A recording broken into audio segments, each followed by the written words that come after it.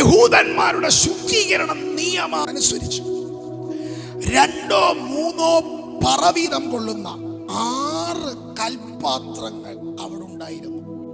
നമുക്കറിയാം, തുരുത്തിയില സാധാരണഗതിയിൽ വീഞ്ഞ് നിറയ്ക്കുന്ന. പക്ഷേ സ്തോത്രം, എന്റെ കർത്താവ് കണ്ടത് കൽപാത്രത്തെയാണ്. തുരുത്തികൾ അവിടെ ഇല്ലാഞ്ഞിട്ടല്ല. നമ്മുടെ ദേശത്ത്, നമ്മുടെ കുടുംബത്തിൽ എത്രയോ നല്ല തുരുത്തികൾ ഉണ്ടായിരുന്നിട്ട വെറും കൽപാത്രങ്ങളായിരുന്ന നമ്മെ അവൻ ഇന്നലകളിൽ കണ്ടത്.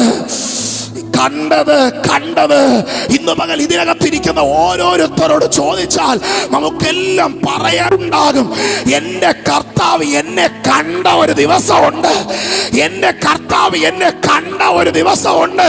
ഞാനൊരു കൽപാത്രമായിരുന്നു, എന്നാൽ അങ്ങനെ ഉണ്ടായിരുന്ന എന്നെ എൻ്റെ യേശു കണ്ടു.